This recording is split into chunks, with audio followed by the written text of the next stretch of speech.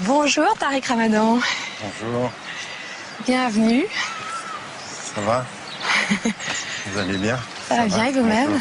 Très bien. Vous n'êtes même pas essoufflé? Ça va. Je continue à faire un peu de sport quand même. Comme ça?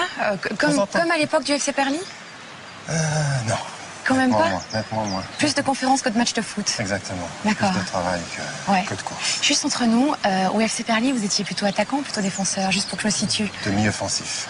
Ouf. Plutôt attaquant. Oh, le match va être quelque chose de formidable, je le sens. Alors vous avez vu, je vous reçois pas directement à la montagne. Ouais. Parce que je me suis dit que, comme dans la vie, comme dans les rencontres, il y avait une espèce de progression. Alors, j'ai poussé la première porte et j'espère que les suivantes vont s'ouvrir. Sans doute. Et nous voici à Longeborgne. C'est presque un climat méditerranéen. Quelque chose qui ne ressemble pas au reste de la montagne. Pourtant, c'est les pieds de la vallée. Vous êtes sensible au paysage en général? Oui, en général. Vous avez le temps de les regarder? Oui, non. C'est pas une question de temps, regarder c'est une question d'attitude, d'esprit. On peut ne pas avoir beaucoup de temps, mais avoir l'intensité de la façon dont on regarde les choses dans le peu de temps qu'on a, ça change tout. Parce que comment regarder ces montagnes-là, regarder la nature et pas se poser la question fondamentale du sens, pourquoi, comment? La beauté, c'est le vêtement du monde. Elle est à notre disposition, elle nous pose des questions, donc je pense qu'il y a un écho. C'est comme ça que j'ai toujours compris les lieux de culte. Je suis beaucoup plus sensible d'ailleurs à la simplicité d'un lieu de culte, à la majesté de la nature, qu'à d'énormes majestueuses constructions humaines dans la simplicité des villes. C'est plutôt ça qui me touche que le contraire. Vous devez souffrir à Londres alors? J'ai beaucoup voyagé et beaucoup dans le désert. Donc le désert pour moi c'est mon lieu de prédilection. Donc le désert à Londres, il faut vraiment faire preuve d'imagination. Peut-être des fois le désert dans, je sais pas, une certaine spiritualité ou... Ouais, non, c'est ce que disait Baudelaire. Baudelaire qui disait qu'il faut savoir être seul dans la multitude, savoir être multiple dans sa solitude. Le fait d'être entouré de vignes et d'être dans un milieu, et je peux en témoigner parce que je suis valaisanne, où l'ivresse quand même fait partie de la vie quotidienne des gens, ou en tout cas une certaine forme d'ivresse. Qu'est-ce que vous portez comme regard là-dessus? Pour moi, l'ivresse, elle est liée à la perte de la lucidité. Le Valais, pour moi, c'est associé à ça, mais c'est associé à beaucoup de sports. Et la troisième mi-temps des matchs de football, c'était souvent exactement ça. Donc j'ai jamais porté de jugement là-dessus. C'est quelque chose que je ne partage pas, que je comprends comme une dimension culturelle, en ayant toujours compris qu'avec la culture, la seule façon d'être bien avec soi-même, c'est toujours d'être sélectif. Ce qui nous plaît, ce qui nous fait du bien, on le prend. Ce qui nous plaît moins et qui nous met mal à l'aise, on s'en éloigne. Quand des gens cherchent à travers l'alcool une manière de se relâcher, je ne parle pas de la perte totale de lucidité et l'ivresse absolue, mais simplement l'envie de relâcher une certaine pression. Vous, c'est quoi votre technique? Je suis de ceux qui pensent que la dignité de l'humain, c'est aussi de vraiment tout accepter de lui-même. C'est-à-dire même ses besoins de repos, d'oublier, de se divertir au sens pascalien, mais aussi au sens du quotidien, c'est-à-dire faire autre chose. C'est soft, ce que vous dites. En fait, on n'arrive pas tellement à vous imaginer. Je sais pas. Non. C'est vrai, quoi. Ça paraît. Non, mais alors attendez. Qu'est-ce qui est hard par opposition à soft? Ce serait de boire. Ben non, je suis pas dans le hard.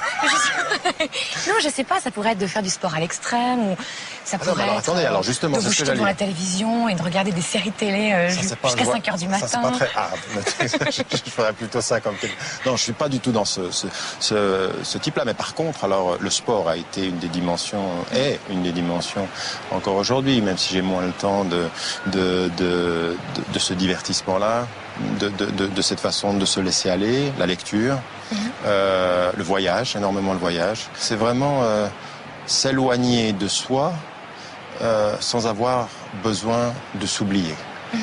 Bon, j'ai trouvé votre technique, en fait, j'ai compris. C'est quoi? Il y a une technique? Oui, il y a une technique, j'ai compris.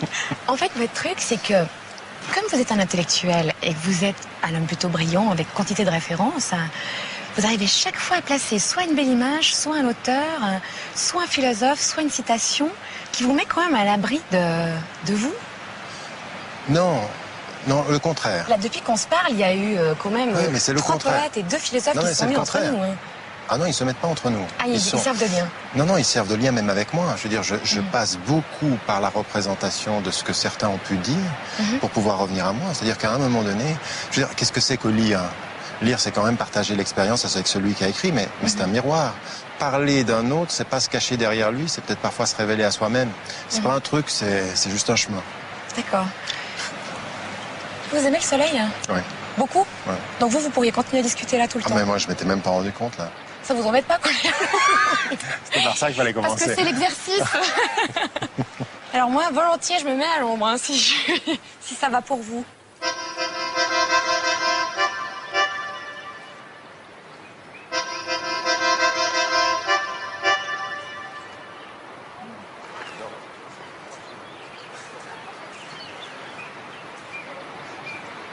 Qu'est-ce que je ne dois pas faire dans cette émission? À travers des vignes, en plus. Ouais, alors vraiment, ça c'est la tête. C'est progressif, comme ça. Vous avez vu? C'est vraiment d'initiation. Hein. Je sais pas où ça va finir. Il y a des gens qui grimpent là derrière. Ouais, j'ai vu ça. Ça vous tente comme exercice? Pas du tout. C'est vraiment un des exercices ou un des sports pour lesquels j'ai des frayeurs. Ça me fait peur, ça. L'altitude, tout ce qui est aussi se lancer, parachute, tout ça. Par rapport à l'altitude, j'ai assez vite le vertige. Et là, je trouve que ça m'impressionne, mais je suis pas du tout attiré. Moi, je dois vous avouer que j'ai été très surprise que vous ayez accepté cette invitation. Je vais vous dire la vérité, j'ai été très surpris d'être invité. Pour de vrai? Ah ouais, complètement. Je ne m'attendais pas du tout à ça. C'est fou à quel point votre nom a fait réagir. Quand je dis je reçois Tariq Ramadan, les gens disent oh, Tariq Ramadan. Ça, je l'assume aujourd'hui. Je pense que... C'est-à-dire que c'était pas le cas avant? Non, ça m'a perturbé au sens où ça... On dit que c'est beaucoup moins agressif aujourd'hui qu'avant. Non, ça je crois pas. Je crois qu'il y a des choses qui peuvent me rendre agressif. Et il y a des états. Non, mais c'est vrai. L'agressivité est parfois liée à un état de fatigue. Je veux dire, je me suis retrouvé dans un aéroport de Paris dans un état de fatigue extrême et l'agressivité vient. L'émotif, là, prend le dessus parfois. Est-ce que vous pourriez aller jusqu'à frapper? Ça m'est jamais arrivé. J'ai jamais véritablement... J'ai poussé. J'ai intellectuellement eu envie, mais j'ai jamais passé à l'acte. Je suis jamais passé à l'acte. Alors là, je vous ai amené à Langeborn. Enfin, on a traversé le petit bout, un petit endroit secret qui est juste derrière l'endroit où je suis née. Il faut que je vous le dise. Enfin, vous le savez pas, mais vous savez que depuis très longtemps, les gens de la vallée viennent chercher leurs enfants ici, à Langeborn. Donc je suis le fruit de la prière. D'accord. Qu'est-ce qu'on vous a raconté à vous quand vous étiez môme? Est-ce qu'on vous a parlé ouvertement de vos origines, de la naissance, de sexualité par exemple? Non, de l'origine, oui. L'origine, assez rapidement, quand j'ai commencé à être capable de discerner les choses, la question de l'Égypte, de l'origine, de l'exil, oui, ça c'est permanent. Ça a été, je suis vraiment de mémoire égyptienne. Maintenant, sur les choses beaucoup plus intimes, sur la question de la sexualité... on m'a jamais fait comprendre que la sexualité c'était le mal. On m'a fait comprendre que c'était naturel. Et donc quand j'en parlais c'était naturel, mais ne pas en parler c'est aussi naturel parfois. Je me souviens d'une ou deux discussions, mais quand j'étais très très jeune avec ma mère, moins avec mon père parce qu'il était très très souvent en voyage. Maintenant je suis papa, j'ai des enfants. Alors comment vous en parlez à vos enfants justement? Est-ce que vous parlez sexualité avec vos enfants? Oui, je veux dire que ça peut arriver que... Encore une fois, je crois que c'est le même mode. C'est-à-dire que moi, j'aurais plutôt la prudence de celui qui veut pas être maladroit. C'est-à-dire pas envie d'être intrusif. Je veux dire, c'est ton univers, je veux dire, tu le construis. Et ça, dans mon rôle de père, comme quelqu'un qui accompagne et qui guide et qui sait qu'en même temps il est un chemin, puis en même temps à un moment donné de la vie de ses enfants il va être un mur. On est ça, quoi. Je veux dire, c'est ce qu'on est quand on est papa ou quand on est maman. Je veux dire, savoir dire le naturel, savoir se taire sur le naturel, savoir laisser venir quand on en a besoin. Et ça, c'est quelque chose sur quelques secondes de ma vie que mon père m'a beaucoup parlé. C'est-à-dire, à un moment donné, il m'a vu pleurer. Et pour moi, c'était une affaire de cœur. C'est une affaire intime et personnelle. Il m'a même pas demandé de quoi il s'agissait. Il m'a dit, si tu peux pas parler à ton père, parle-en à Dieu. Lui, il entendra ce que tu sais pas me dire. Point. Ça, pour moi, c'est fondamental. Attendez, je vais utiliser votre système. Ouais, parce que figurez-vous que j'ai fait... Mais j'arrivais pas à m'en souvenir, contrairement à vous, alors j'ai dû me noter ça sur mon bras. Il y a dans la création des cieux et de la terre, et dans la succession de la nuit et du jour, des signes pour ceux qui sont doués d'intelligence. Comme visiblement vous avez développé une intelligence assez rapidement, parce que les gens qui vous ont entouré, même dans votre enfance, le disent. Alors, c'est quoi l'intelligence? Vous dites, j'ai développé ça très tôt. Attendez, moi, il y a une chose que j'ai toujours dit depuis le début, depuis que je m'exprime sur ces questions-là, je n'ai aucun mérite. Je viens d'une famille où ce débat, je veux dire, l'exercice de la raison, j'avais des frères, je suis le plus jeune. Hein, j'ai débattu très jeune avec les plus âgés. Ils m'ont exercé, donc... Est-ce que vous étiez, comme on dit chez nous, le gâchon? Ça veut dire le petit dernier qu'on surprotège un peu, qu'on... Oui, ça se voit un peu. Est-ce qu'il y avait un côté un peu enfant gâté, malgré tout? Sans doute. Je sais pas. Je dirais enfant protégé, le dernier, celui vis-à-vis duquel il y a une attention particulière. Ma naissance a été aussi quelque chose qui a été important, parce que ça n'a pas été facile. Il y a eu un choix à un moment donné par rapport à mes parents. Je pense que tout ça a fait que... C'est-à-dire? Oui, parce qu'à un moment donné, ça pouvait mettre en danger la vie de ma mère. Et donc, il y a eu un choix de sa part, d'ailleurs très offensif par rapport aux hésitations de mon père. Et elle a dit non, on le garde.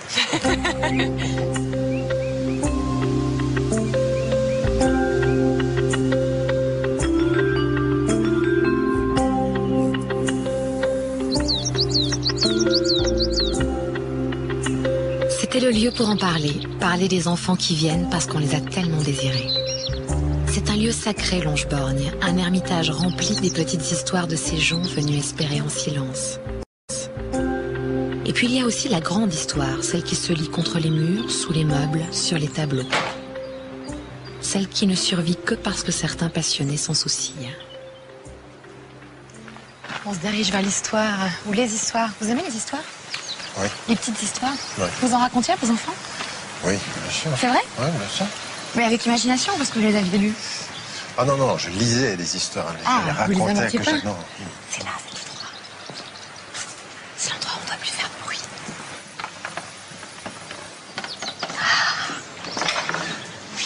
Le voilà, l'historien à la retraite. Ça existe.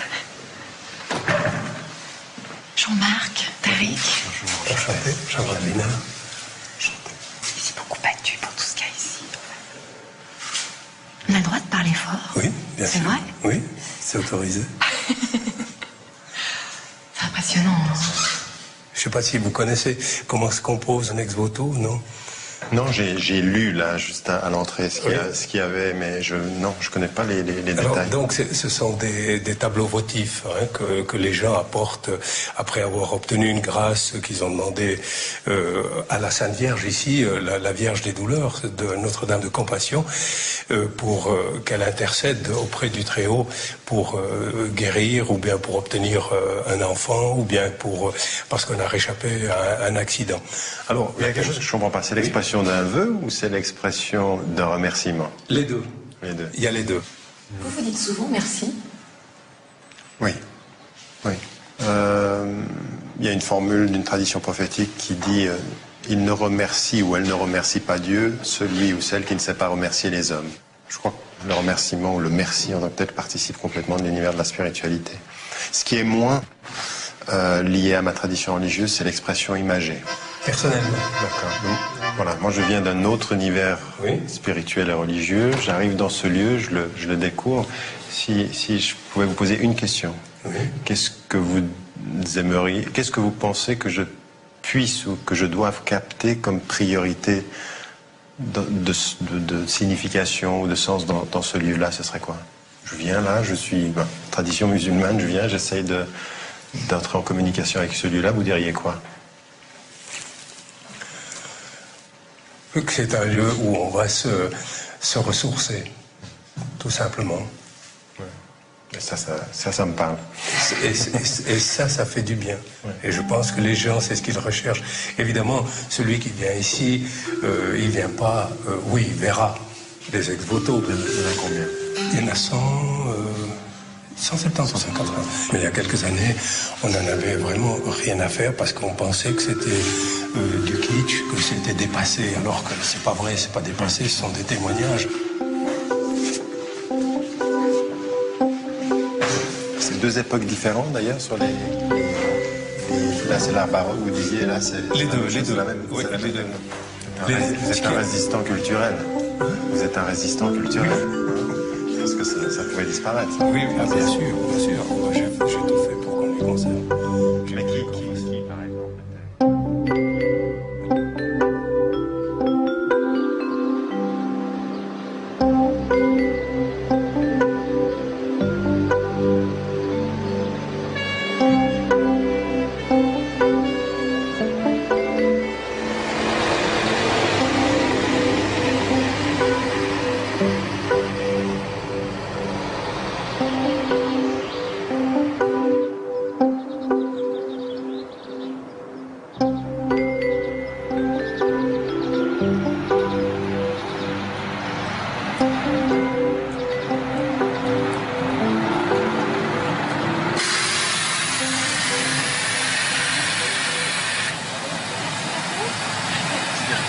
On arrive tard, hein, cette fois-ci. Au revoir, merci. Oui, c'est vrai. Les gueules. Et nous voilà donc à Maz. J'ai grandi à côté de l'église. Ici, à côté. Ici, là, c'était Ouais. un appartement ici. Il y a une maison, ici. Le bistrot était en bas et la maison était en haut. Ouais.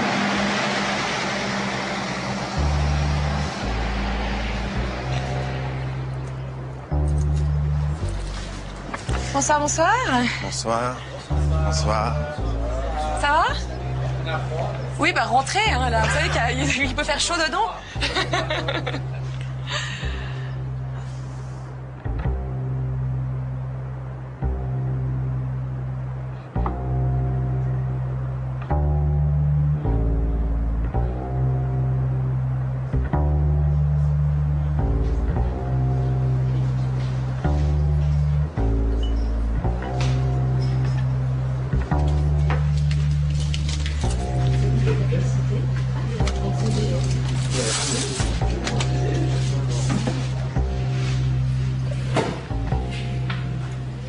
Ah.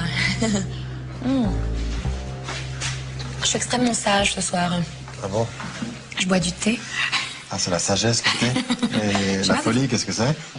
Je sais pas, je dois y avoir 2-3 petits trucs au bar qui sont plus proches de la folie, non? Ouais, ça, c'est la folie que je connais pas. Ça vous arrive des fois d'aller juste boire un verre comme ça dans un bar à Londres? Ça arrive, oui, ça arrive. Mais bon, c'est Un pas... petit thé? Oui, volontiers, volontiers. Les thés verts.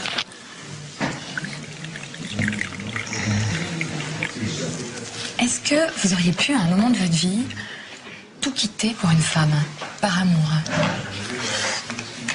Non. Impossible. Non.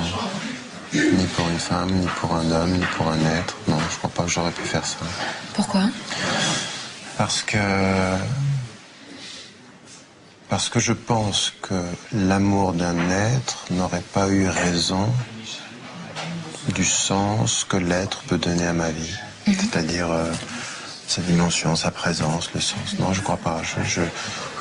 Je crois pas qu'un être aurait pu me faire perdre la tête. Ouais, je crois pas. Alors, je vais vous présenter quelqu'un qui n'a pas perdu la tête, mais qui a fait juste l'inverse de votre voyage, qui a quitté l'Angleterre.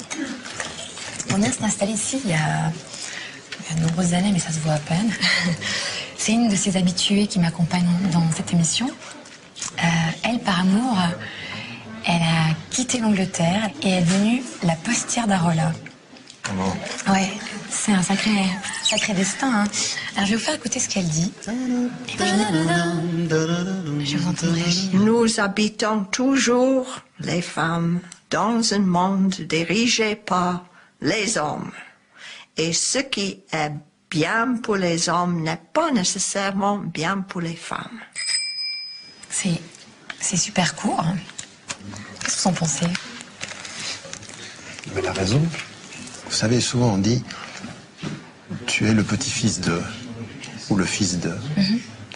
Et les gens qui me posent ces questions-là ne se rendent même pas compte que dans la structure mentale qui me situe dans la filiation masculine, ils ont quand même oublié quelqu'un. C'est que je suis le fils d'une mère. Et je peux vous dire une chose, c'est que dans ce que j'ai reçu d'elle, de ce que je vois d'elle, alors vous me demandez une femme indépendante, une femme qui fait des choix, une femme qui a... libre. Elle est toujours là et c'est une femme libre. C'est une femme qui... oui, c'est une femme libre au sens où elle fait ses choix en connaissance de cause, en connaissance critique. Et sa disparition dans l'univers médiatique quand on me questionne est une vraie question que je poserai à l'univers médiatique et à la société autour de moi. Comment ça se fait que vous soyez si préoccupé de la liberté des femmes et que vous l'oubliez tout le temps? Ma mère, ou alors ma fille pour savoir si je le presse, mais pas ma mère pour savoir si elle fut libre. Qu'est-ce que vous a donné votre maman qui vous accompagne au quotidien? Mais pas dans les grandes philosophies, pas dans les grandes théories. Mais on va rester au niveau du zinc. Vraiment dans les petites choses de la vie quotidienne. Ben, l'attention, le langage du regard, la non-expression verbale. J'ai entendu beaucoup de choses qu'elle n'a jamais dites, mais qui étaient là, qui étaient présentes. L'attention, puis le don, la générosité. Sur le plan juste de la nourriture, par exemple, votre maman, elle vous a transmis quoi? Une connaissance quand même de quelques recettes ou... Enfin, je vous imagine difficilement en cuisine, mais qui sait? Oh, pour les omelettes et les pâtes, ça va. Remarquable. Non, mais la relation que j'ai avec ma mère et la médiation de la nourriture, c'est que je ne mange jamais assez. C'est-à-dire, elle rajoute tout le temps. Donc ça a toujours fait rire mes enfants. Mais ça fait tous les moments du monde, non? Oui, mais il y en a qui sont peut-être plus que d'autres sur ce plan-là. C'est-à-dire que vous n'arrivez pas à l'arrêter. Et ça a toujours fait rire mes enfants qui me voient au moment où ils me voient avec ma mère, qui voient en moi l'enfance. Voilà. C'est l'enfant qui répond à sa mère, qui dit non, attends, là maintenant ça va, j'ai mangé. Ouais. Donc c'est beaucoup plus que sur le contenu de la nourriture, qui est toujours resté très oriental. Il y a 1000 façons de lire l'autre. L'une consiste à se souvenir qu'il a pu être un enfant, l'autre à savoir ce qui l'a fait grandir, l'autre encore de voir ce que le hasard peut semer sur sa route.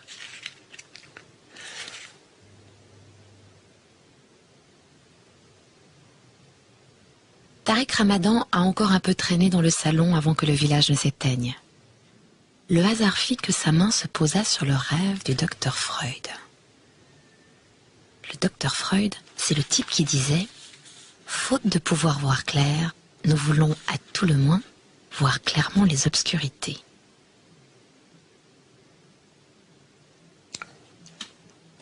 Freud disait aussi que tout était question d'interprétation.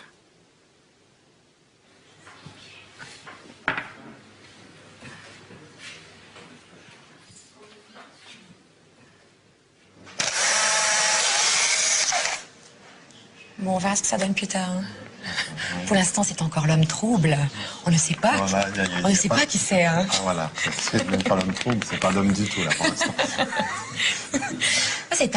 Ça résume un petit peu. Pas l'homme du tout, ça résume quoi? Non, ça vous résume pas du tout, mais ça veut dire que vous avez. D'abord, on parlait pas de vous, après, on a commencé à parler de vous, puis maintenant, on parle tout le temps de vous. Mais on n'en sait pas plus sur vous.